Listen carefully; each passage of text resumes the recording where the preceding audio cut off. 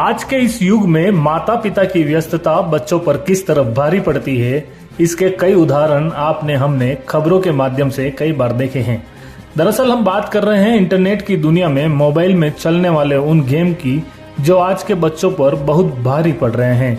अपने काम में व्यस्त माता पिता को इस बात का पता ही नहीं लगता कि उनके बच्चे उनकी गैर मौजूदगी में क्या करते हैं, किससे मिलते हैं, उनके दोस्त कौन हैं और उनकी वर्तमान गतिविधियां कैसी है। माता पिता की अपने बच्चों के प्रति बढ़ती यह गैर जिम्मेदारी अब उनके लिए बड़ी मुसीबत के रूप में परिवर्तित होती नजर आने लगी है।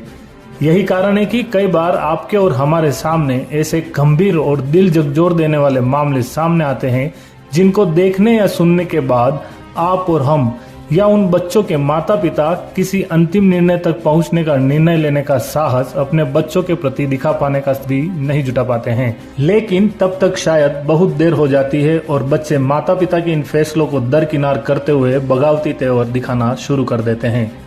बात जब हद से ज्यादा बढ़ती है और माता पिता की दखल अंदाजी हद से ज्यादा होती है तो यह बच्चे अपने ही घर परिवार में किसी बड़ी आपराधिक वारदात को अंजाम देने में भी कोई गुरेज नहीं करते हैं। आइए आज हम आपको उन्हीं खेलों के बारे में बताते हैं जो बच्चों के मन मस्तिष्क को किस तरह अपने काबू में कर लेते हैं। हालांकि ऐसे कुछ मोबाइल गेम पर भारत सरकार ने पूर्व में पूर्ण रूप से प्रतिबंध भी लगा दिए, लेकिन हैरानी तब हुई जब ये विदेशी गेम भारत में बैन हो गए और भारत के ही बनाए गए कुछ नए गेम उन पुराने गेम की भरपाई करने लगे, जिसके बाद यह गेम बच्चों को अपराध के रास्ते पर धकेलने लगे। फिर वह अपराध चाहे किसी भी श्रेणी का हो, यह बच्चे उसे अंजाम देने में कुछ ही देर लगाते हैं। हाँ, यह अपने मोबाइल खेल में इतने व्यस्त हो जाते हैं कि इन्हें इससे मना करने पर वह अपने माता पिता का खून करने में भी किसी प्रकार का भय या गुरेज नहीं रखते। आइए ऐसे ही कुछ मामलों से हम आपको रूबरू करवाते हैं।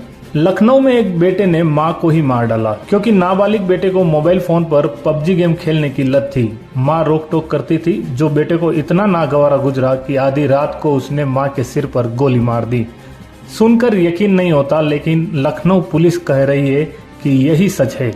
अब आप ही सोचिए, आखिर जिस बेटे को मां ने 9 महीने तक कोख में रखकर अपने खून से सींचा, वह सिर्फ पबजी गेम खेलने के लिए मना करने पर ही अपनी मां का हत्यारा बन गया। पीजीआई पुलिस को एक सूचना मिलती है कि साधना सिंह नाम की एक महिला है जिनकी गोली मार करके हत्या कर दी गई है।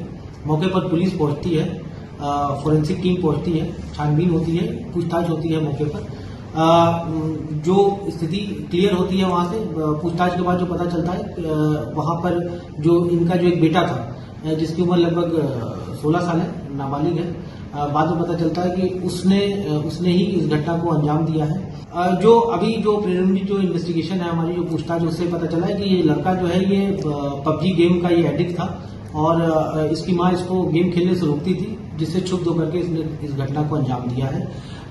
इसने अपने फादर की लाइसेंसी पिस्टल थी जिससे इस घटना को अंजाम दिया है। सैटरडे और संडे नाइट को लगभग 3 बजे के आसपास इसने इस घटना को अंजाम दिया। 2 दिन तक ये उसी घर में अपनी सिस्टर के साथ रहा। आज जब कमरे से बदबू आने लगी तो फिर इसने बताया कि एक बिजली वाला है जो कि घर में आता है और इस घटना को अंजाम देता है। बट जब बिजली वाले के बारे में जब डिटेल पूछा गया तो ये एक टोटली फेक स्टोरी थी, एक काल्पनिक स्टोरी थी। उसको हम लोगों ने हिरासत में ले लिया है, पूछताछ है, आगे की वैधानिक कार्रवाई की जा रही है। आइए अब हम आपको ऐसी बहन से मिलवाते हैं जो अपने भाई को लगी पबजी गेम की लत को लेकर किस तरह अपनी पीड़ा व्यक्त कर रही है।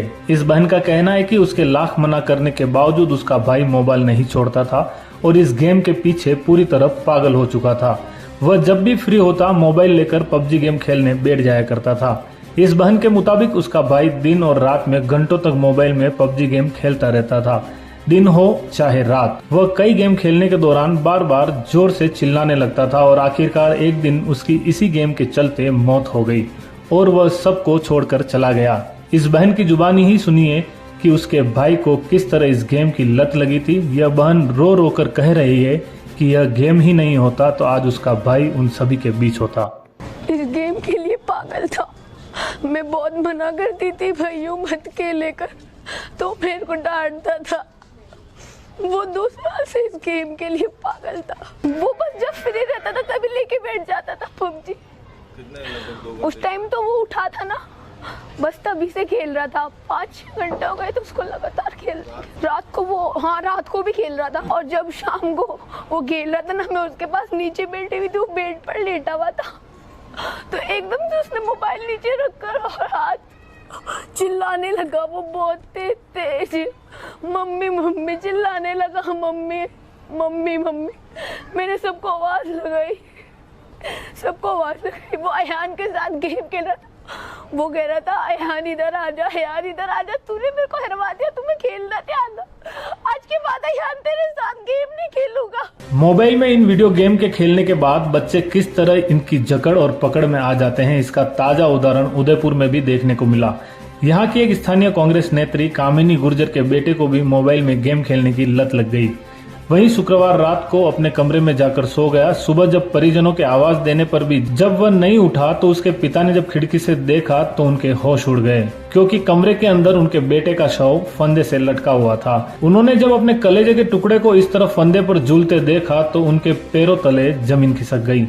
पल पल राजस्थान भी अपने सभी दर्शकों और माता पिताओं से यही अपील करता है, चाहे आप अपने काम में कितने ही व्यस्त क्यों न हो जाए, लेकिन हम माता पिता होने की जिम्मेदारी का निर्वहन पूरी तरह से ईमानदारी से करें और अपने बच्चों से नजदीकियां बनाते हुए उनसे उनकी हर तकलीफ के बारे में जानें, क्योंकि आपकी अपने बच्चों से बनाई गई यही दूरियां उन्हें अकेलेपन में इन खेलों की ओर अग्रसर करती है, जो सैकड़ों बच्चों के लिए जानलेवा साबित हो गए।